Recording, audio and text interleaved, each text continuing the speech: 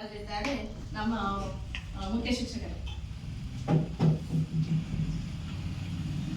ಇಂದು ಸಮಗ್ರ ಶಿಕ್ಷಣ ಅಭಿಯಾನ ಕರ್ನಾಟಕ ಸಾಮಾಜಿಕ ಪರಿಶೋಧನಾ ಸಭೆ ನಡೀತಾ ಇದೆ.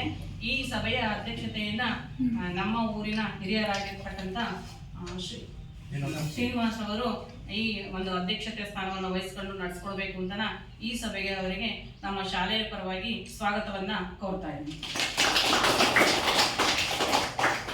ಅದೇ ರೀತಿ ತಾಲೂಕ್ ಪಂಚಾಯತಿ ವತಿಯಿಂದ ಶ್ರೀಯುತ ರಂಗಪ್ಪನವರು ಈ ಒಂದು ಸಭೆಯ ಪ್ರಾಸ್ತಾವಿಕ ನುಡಿಯನ್ನು ನುಡಿಯಲಿದ್ದಾರೆ. ಅವರಿಗೂ ಕೂಡ ನಮ್ಮ ಶಾಲೆಯ ಪರವಾಗಿ ಸ್ವಾಗತವನ್ನ ಕೋರುತ್ತೇನೆ. ಅದೇ ರೀತಿ ಗ್ರಾಮ ಪಂಚಾಯಿತಿ ಸದಸ್ಯರಾಗಿರ್ತಕ್ಕಂಥ ರಘುರಾಮ್ರವರು ಕೂಡ ಈ ಸಭೆಯಲ್ಲಿ ಆಸೀನರಾಗಿದ್ದಾರೆ. ಅವರಿಗೂ ಕೂಡ ನಮ್ಮ ಶಾಲೆಯ ಪರವಾಗಿ ಸ್ವಾಗತವನ್ನ ಕೋರುತ್ತೇನೆ.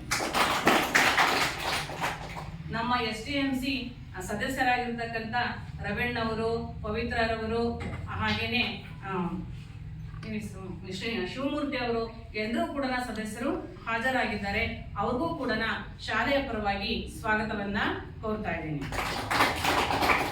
ಹಾಗೇನೆ ನಮ್ಮ ಮಕ್ಕಳ ಪೋಷಕರಾಗಿರ್ತಕ್ಕಂಥ ಹಳೆ ವಿದ್ಯಾರ್ಥಿಗಳ ಪೋಷಕರಾಗಿರ್ತಕ್ಕಂಥ ನಿಂಗಪ್ಪನವರು, ಶಿವಣ್ಣವರು, ಹಾಗೇನೆ ಅಂಗನವಾಡಿ ಟೀಚರ್ ಆಗಿರ್ತಕ್ಕಂಥ ರೇಣುಕಮ್ಮನವರು, ಹಾಗೇನೆ ಆಶಾ ಕಾರ್ಯಕರ್ತೆ ಆಗಿರ್ತಕ್ಕಂಥ ವಿಶಾಲಕ್ಷ್ಮನವರು, ರತ್ನಮ್ಮನ ನಮ್ಮ ಮಕ್ಕಳ ಪೋಷಕರಾಗಿರ್ತಕ್ಕಂಥ ರತ್ನಮ್ಮವರು ಕೂಡ ಈ ಒಂದು ಸಭೆಗೆ ಆಸೀನರಾಗಿದ್ದಾರೆ. ಅವರೆಲ್ಲರೂ ಕೂಡ ಸ್ವಾಗತವನ್ನ ಕೋರ್ತೇನೆ. ಹಾಗೆಯೇ ಈ ಒಂದು ಸಾಮಾಜಿಕ ಪರಿಶೋಧನಾ ತಂಡದವರಿಂದ ಅನ್ನಪೂರ್ಣ ಅವರು ಕೂಡ ಈ ಸಭೆಗೆ ಹಾಜರಾಗಿದ್ದಾರೆ. ಅವ್ರಿಗೂ ಕೂಡ ನಮ್ಮ ಶಾಲೆಯ ಪರವಾಗಿ ಸ್ವಾಗತವನ್ನ ಕೋರ್ತೀನಿ. ನಮ್ಮ ಶಾಲೆಯ ನಮ್ಮ ಶಿಕ್ಷಕರಾಗಿರ್ತಕ್ಕಂಥ ಲತಾ ಟೀಚರ್ ಅವರು ಕೂಡ ಈ ಸಭೆಗೆ ಆಸೀನರಾಗಿದ್ದಾರೆ. ಅವ್ರಿಗೂ ಕೂಡ ಈ ಒಂದು ಸಭೆಗೆ ಸ್ವಾಗತವನ್ನ. ನಮ್ಮ ವಿದ್ಯಾರ್ಥಿಗಳು ಹಾಗೆ ಹಳೆ ವಿದ್ಯಾರ್ಥಿಗಳು ಎಲ್ಲರೂ ಕೂಡ ಈ ಸಭೆಗೆ ನಮ್ಮ ಅಡಿಗೆಯವರು ಕೂಡ ಹಾಜರಾಗಿದ್ದಾರೆ. ಎಲ್ಲರೂ ಕೂಡ ಸ್ವಾಗತವನ್ನ ಕೋರ್ತಾನ ನಾನು ಈ ಸ್ವಾಗತ ಭಾಷಣವನ್ನ ಮುಗಿಸ್ತಾ ಇದ್ದೀನಿ. ಜೈ ಹಿಂದ್, ಜೈ ಸ್ವಾಗತ ಮಾಡಿದ ಶಿಕ್ಷಕಿ ಅವರಿಗೆ ಧನ್ಯವಾದಗಳು. ಸರ್, ಇದು ಪ್ರಾಸ್ತಾವಿಕ ನುಡಿಯನ್ನು ನುಡಿಯಲಿದ್ದಾರೆ ರಂಗನಾಥ್ ಸರ್. ನಮಸ್ಕಾರ. ಈ ದಿನ ನಾವು ಸಮಗ್ರ ಶಿಕ್ಷಣ ಕರ್ನಾಟಕ ಅಭಿಯಾನದ ಒಂದು ಪೋಷಕ ಸಭೆಯನ್ನು ಹಮ್ಮಿಕೊಂಡಿದ್ವಿ. ಈ ಸಭೆಯ ಅಧ್ಯಕ್ಷ ವಹಿಸಿಕೊಂಡಿರುವಂಥ ಊರಿನ ಹಿರಿಯರಾದ ಶ್ರೀನಿವಾಸ್ ಸರ್ ಅವರೇ, ಈ ಶಾಲೆಯ ಮುಖ್ಯ ಶಿಕ್ಷಕರೇ, ಸಹ ಶಿಕ್ಷಕರೇ, SDMC ಕಮಿಟಿ ಎಲ್ಲ ಸದಸ್ಯರುಗಳೇ, ಹಾಗೆ ಗ್ರಾಮ ಪಂಚಾಯತಿಯ ಸದಸ್ಯರಾದಂಥ ರಘುರಾಮ್ ಸರ್ ಅವರೇ, ಹಾಗೆ ಈ ಶಾಲೆಯ ಡಿಸ್ಟ್ರಿಬ್ಯೂಟ್ ಅಡಿಗೆ ಸಹಾಯಕರೇ, ಆಶಾ ವರ್ಕರ್ರೆ, ಅಂಗನವಾಡಿ ಕಾರ್ಯಕರ್ತರು, ಇವ್ರನ್ನ ಪೋಷಕ ಬಂಧುಗಳೇ, ಹಾಗೆ ಶಾಲೆಯ ಮುದ್ದು ಮಕ್ಕಳೇ, ಏನು 2022-23ನೇ ಸಾಲಿನ ಸಮಗ್ರ ಶಿಕ್ಷಣ ಕರ್ನಾಟಕ ಅಭಿಯಾನದ ನಮ್ಮದು ಸೋಷಿಯಾಲಿಟಿ ಒಳಪಡಿಸಿಕೊಂಡು ಏನು 3 ದಿನಗಳ ಕಾಲ ಈ ಶಾಲೆಗೆ ಬಂದ್ಬಿಟ್ಟು ಸರ್ಕಾರದಿಂದ ಎಷ್ಟು ಶಾಲೆಗೆ ಅನುದಾನ ಬಂತು, ಆ ಅನುದಾನವು ಮಕ್ಕಳಿಗೆ ಯಾವ ತರನಾಗಿ ಅವರು ವಿತರಣೆ ಆಗಿದೆ, ಹಾಗೆ ಸರ್ಕಾರದಿಂದ ಬಂದಂಥ ಮಕ್ಕಳಿಗೆ ಕೊಡುವಂಥ ಬಿಸ್ಕೂಟ್ ಆಗಿರ್ಬೋದು, ಹಾಗೆ 2 ಜೊತೆ ಶೂ ಆಗಿರ್ಬೋದು, ಸಾಕ್ಸ್ ಆಗಿರ್ಬೋದು, ಪಠ್ಯ ಪುಸ್ತಕ ಆಗಿರ್ಬೋದು, ಆಗಿರ್ಬೋದು, ಇವೆಲ್ಲವೂ ಯೋಜನೆಗಳು ಮಕ್ಕಳಿಗೆ ಸಕಾಲದಲ್ಲಿ ಆ ಮಕ್ಕಳಿಗೆ ಮುಟ್ಟಿರಬೇಕಾಗಿ ಒಳಪಡಿಸಬಹುದು. ಹಾಗೆ ಸಾಮಾಜಿಕ ಪರಿಶೋಧನಾ ಪೂರ್ವದಲ್ಲಿ ನಾವು ಸಮಗ್ರ ಶಿಕ್ಷಣ ಕರ್ನಾಟಕ ಅಭಿಯಾನ ಅಂದ್ರೆ ಏನು, ಅದರ ಉದ್ದೇಶಗಳೇನು, ಆ ಯೋಜನೆ ಯಾಕೆ ಜಾರಿಗೆ ಅಂತ ನಾವು ನೋಡಬೇಕಾಗಿದೆ. ಸಮಗ್ರ ಶಿಕ್ಷಣ ಕರ್ನಾಟಕ ಅಭಿಯಾನ ಅಂತದ್ದು 2018ರಲ್ಲಿ ಕೇಂದ್ರ ಮಾನವ ಸಂಪನ್ಮೂಲ ಸಚಿವಾಲಯದ ಅಭಿವೃದ್ಧಿ ಸಚಿವರು ಏನಿದೆಯೋ ಅದನ್ನು ಸಮಗ್ರ ಶಿಕ್ಷಣ ಯೋಜನೆ ಜಾರಿಗೆ ತಂದಿದೆ. ಇದರ ಮೂಲ ಉದ್ದೇಶ ಏನಪ್ಪ ಅಂದರೆ ಪ್ರೀ ನರ್ಸರಿಯಿಂದ ಹಿಡಿದು 12ನೇ ತರಗತಿವರೆಗೆ ತರಗತಿವಾರು ವಿಂಗಡಣೆ ಮಾಡದೆ ಮಕ್ಕಳಿಗೆ ಏನು ಗುಣಮಟ್ಟದ ಶಿಕ್ಷಣ ಕೊಡಬೇಕು, ಶಾಲಾ ಕಾರ್ಯಕ್ಷಮತೆ ಮತ್ತು ಫಲಿತಾಂಶ ಹೆಚ್ಚಿಸುವಂಥದ್ದು ಈ ಸಮಗ್ರ ಶಿಕ್ಷಣ ಕರ್ನಾಟಕ ಅಭಿಯಾನದ ಪ್ರಮುಖ ಉದ್ದೇಶ ಆಗಿರುವಂಥದ್ದು.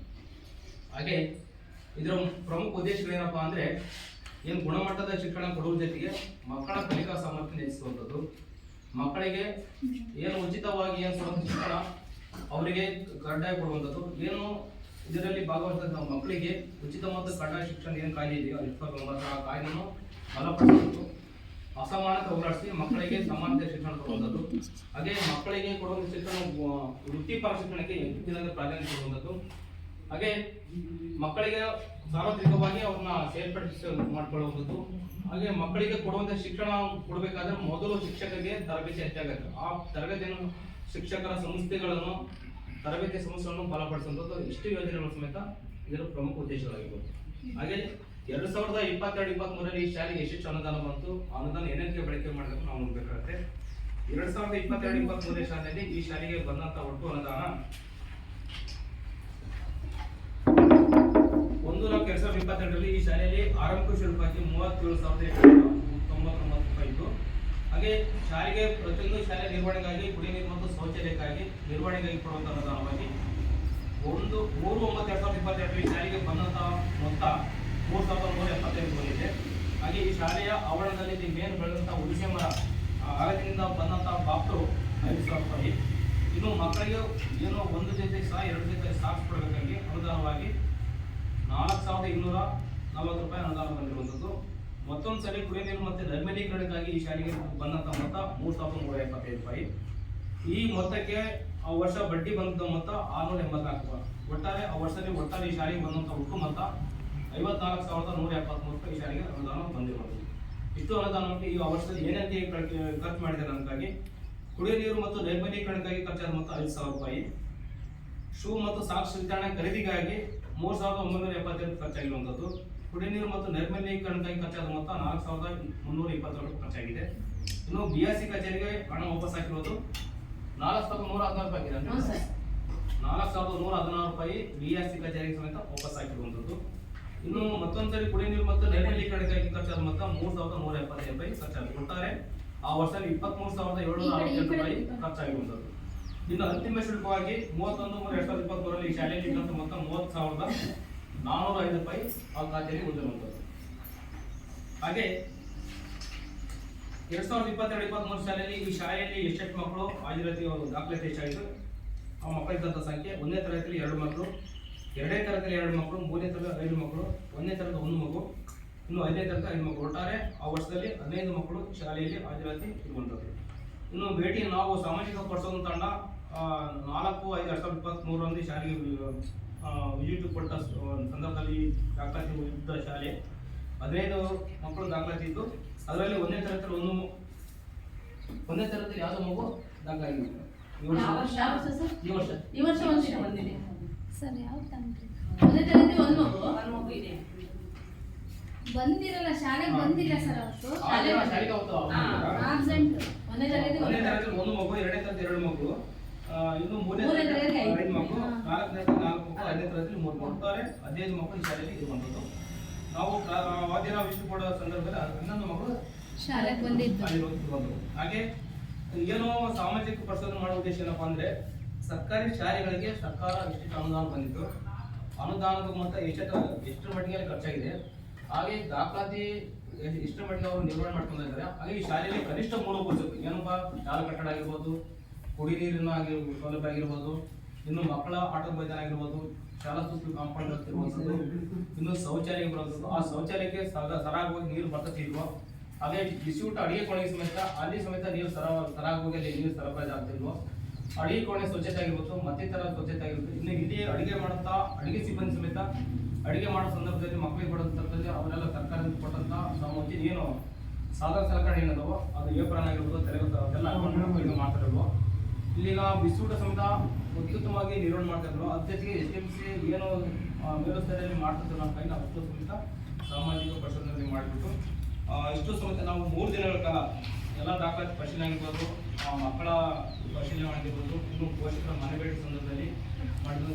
ಒಟ್ಟಾರೆ ಏನೆಲ್ಲ ಈ ಶಾಲೆಯಲ್ಲಿ ಕಂಡು ಸಮಗ್ರವಾಗಿ ಒಂದು ವರದಿ ರೆಡಿ ಮಾಡೋದು, ಅದರಲ್ಲಿ ಪ್ರಮುಖವಾಗಿ ಗುಣಾತ್ಮಕ ಋಣಾತ್ಮಕ ಅಂಶ ನಾವು ಪಟ್ಟಿ ಮಾಡಿರುವಂಥದ್ದು.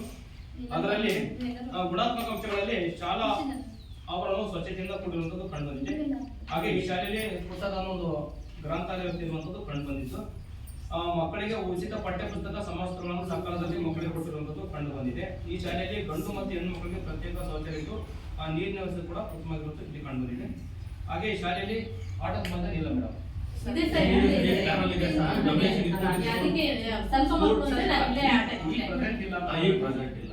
ಅದು ಸ್ಕೂಲ್ ಪಕ್ಕದ ಸ್ಕೂಲು ಡಬ್ಲ್ಯೂಎಸ್ ಕೊಟ್ಟಿದ್ದೀವಿ ಸರ್. ಇಲ್ಲೇ ಮಾಡಿದ್ರೆ ಕಾಂಪೌಂಡ್ ಹಿಂದೆ ಮುಂದೆ 2 ಇಟ್ಟಿದ್ದೀನಿ, 2 ಸೇರಿ ಮಾಡ್ಕೊಂಡು ಚೆನ್ನಾಗಿ ಸ್ಕೂಲ್ ಅಂತ. ಹಾಗೆ ಏನು ಮಕ್ಕಳಿಗೆ ಬರೀ ಪಾಠದ ಜೊತೆ ಹೊರೆ ಬರ್ದಂಗೆ ಪ್ರತಿ ತಿಂಗಳ 3ನೇ ಶನಿವಾರ ಬ್ಯಾಗ್ ರಹಿತ ದಿನಾಚರಣೆ ಈ ಶಾಲೆಯಲ್ಲಿ ಆಚರಣೆ ಮಾಡುವಂಥದ್ದು ಕಂಡು ಬಂದಿದೆ. ಹಾಗೆ ಇಲ್ಲಿನ ಈ ಶಾಲೆ SMC ಸಮಿತಿ ಕೂಡ ಉತ್ತಮವಾಗಿ ಮೇಲುಸ್ತುವಾರಿ ಮಾಡುವಂಥದ್ದು ಇಲ್ಲಿ ಕಂಡುಬಂದಿದೆ. ಆ ಪೋಷಕರ ಮನೆ ಭೇಟಿ ಮಾಡಿದ ಸಂದರ್ಭದಲ್ಲಿ ಇಲ್ಲಿನ ಶಿಕ್ಷಣದ ಬಗ್ಗೆ ಇಲ್ಲಿನ ಶಿಕ್ಷಕರ ಬಗ್ಗೆ ಉತ್ತಮವಾದ ಅಭಿಪ್ರಾಯಗಳನ್ನು ಆ ಪೋಷಕರು ವ್ಯಕ್ತಪಡಿಸಿರುವುದು ಕಂಡುಬಂದಿತ್ತು.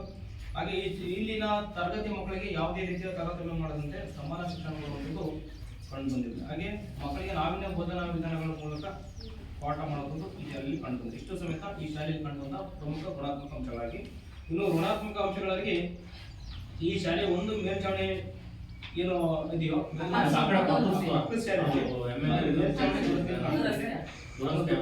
ನೆಕ್ಸ್ಟ್ ನೀವು 15 ಸಲ ಹೆಚ್ಚಿನ ಪ್ಲಾನ್ ಅಲ್ಲಿ ಮಾಡ್ಕೊಂಡು ಏನೋ ಮಾಡ್ಕೊಂಡು ಟಿವಿ ಅಲ್ಲಿ ಜಡ್ಪಿ ಗ್ರಾಂಟ್ ಅಲ್ಲಿ ಗ್ರಾಮ ಪಂಚಾಯತ್ ಏನು ಮೂರು ಏನದವೋ ಆ ಮೂರು ಇಲಾಖೆ ಸಮೇತ ನೀವು ತಾವು ಮಾಡ್ಕೊಡ್ರಿ.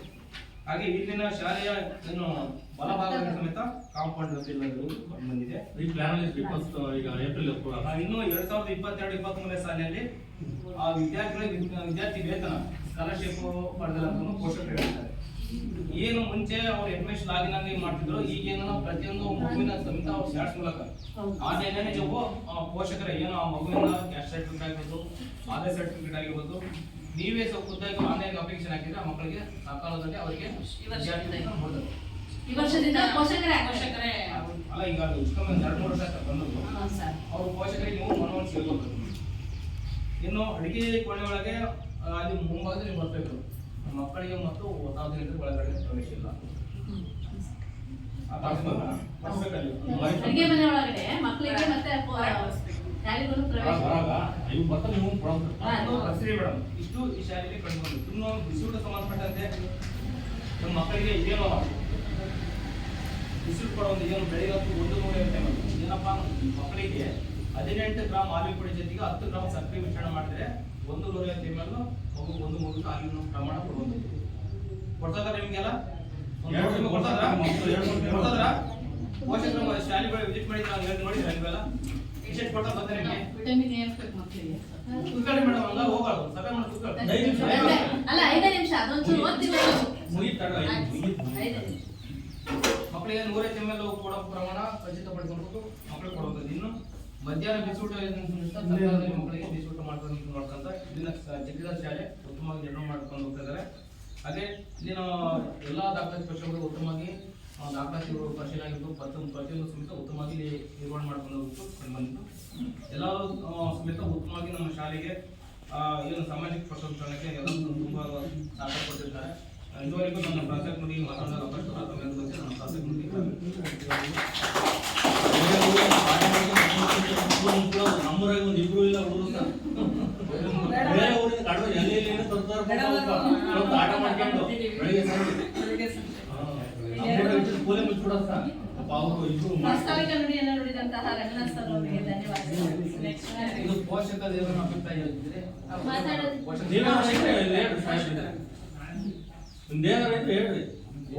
ಪೋಷಕರ ಅಭಿಪ್ರಾಯ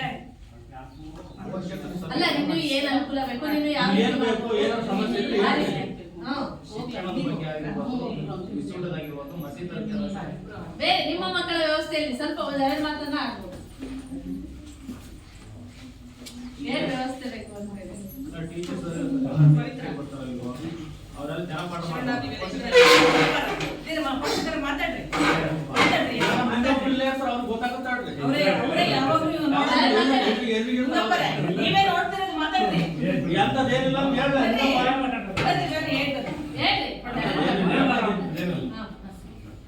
ಸಮಸ್ಯೆ ಆಗಲ್ಲ ಬಿಟ್ಟು ಇವ್ರು ಯಾವ ಒಂದು ಇಲ್ಲೆಲ್ಲ ಚೆನ್ನಾಗಿ ಮಕ್ಕಳ ಹೇಳಿದಾರಲ್ಲ ಚೆನ್ನಾಗಿ ಪಾಠ ಮಾಡೋದಿಲ್ಲ. ಇಲ್ಲಿ ಮೂಲ ಪುಸ್ತಕಗಳಿಗೆಲ್ಲ ಊಟ ಚೆನ್ನಾಗಿ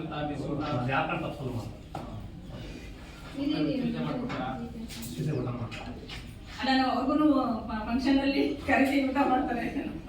ಅವ್ರು ಬರ್ತಾರೆ, ನಮ್ಮ ಅವ್ರು ಬರ್ತಾರೆ, ಅವ್ರು ಕೇಳ್ತೀವಿ, ಅವ್ರು ಯಾವಾಗ ಇರ್ತಾರೆ.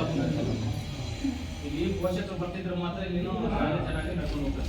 ಎಲ್ಲ ಚೆನ್ನಾಗಿದೆ. ಮಕ್ಕಳು ಕಳಿಸಿ ನಿಮ್ಮ ಮನೆಗೆ ಇದ್ದಂದ್ರೆ ಏನ್ ಮಾಡ್ತಾರೆ ಅಲ್ಲ ನೀವು ಏನಾದ್ರು ಸಮಸ್ಯೆ ಇದ್ರೆ ಹೇಳಿ ಬಿಡ್ರಿ. ಮಾತಾಡ್ರಿ ಮಾತಾಡಿ ಊರು ಮಾತಾಡ್ತಾರೆ. ಹಿಂಗಡೆ ಹೊಡಿತೀರ ಹಿಂಗಡೆ ಮಾತಾಡ್ರಿ ಒಂದೆರಡು ಮಾತಾಡಿ. ಇವರು ಅಧ್ಯಕ್ಷ ಅವ್ರು ಅಧ್ಯಕ್ಷ. ಅವ್ರೇನ್ ಮಾಡ್ತಾರೆ? ನೀವು ಮಾತಾಡ್ತಾರೆ.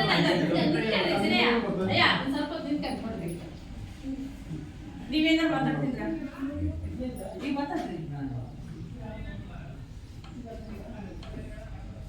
ಒಂದ್ ಕೊಡು. ಮಾತಾಡ್ರಿ. ಇಲ್ಲ, ಆಮೇಲೆ ಹೇಳ್ತೀನಿ. ಒಂದ್ ಕೊಡು ತೆಗೆಯಪ್ಪ. ಒಂದ್ ಕೊಡು ತೆಗೆಯಪ್ಪ. ನಮ್ದು ಶಾಲೆ ಅಲ್ಲಿ ಕಿವಿಯ ಬರುತ್ತೆ.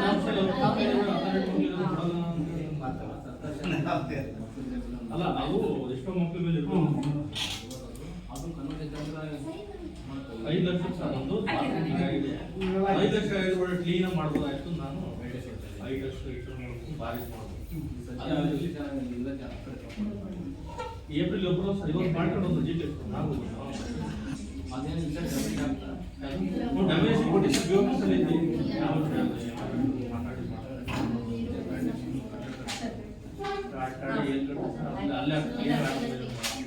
ಒಳಗೆ ಇರುತ್ತೆ ಕಾಂಪೌಂಡ್ ಸುತ್ತ ಕಾಂಪೌಂಡ್ ಆಗುತ್ತೆ ಸರ್. ಅದ್ರೊಳಗೆ ಇದ್ದು ಚೆನ್ನಾಗುತ್ತೆ. ಕಾಂಪೌಂಡ್ ಅಧ್ಯಕ್ಷರಿಗೆ ಧನ್ಯವಾದಗಳು. ನಂತರ ಅಲ್ಲಿ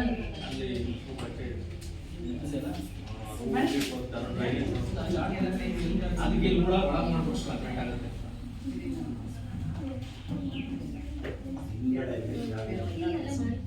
ನೆಕ್ಸ್ಟ್ ಮಾತಾಡಿ, ನೀವು ಮಾತಾಡಿದ್ರೆ ಮಾತಾಡಿ. ನೀವೇ ಮಾತಾಡಿ ಸರ್, ಹೇಳಿದ್ರಲ್ಲ.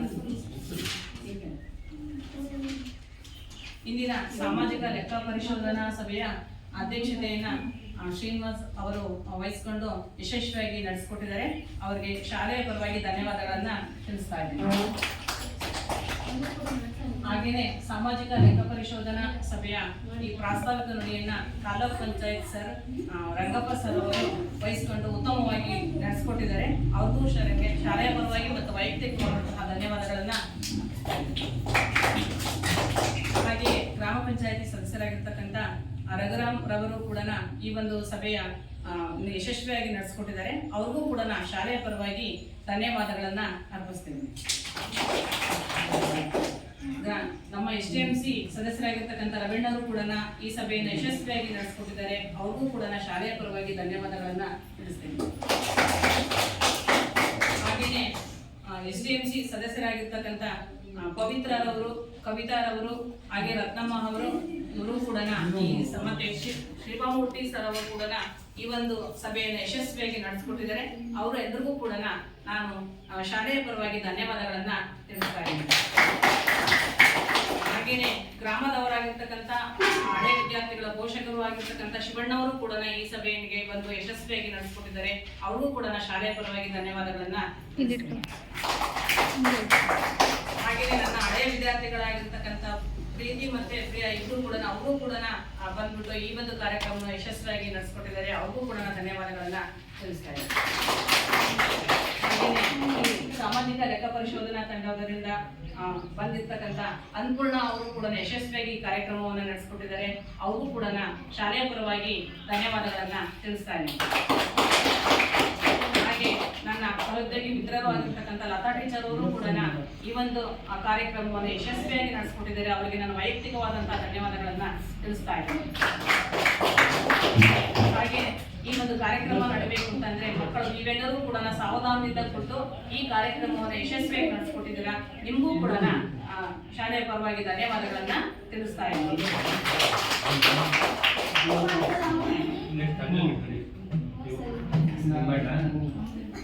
ನೀವು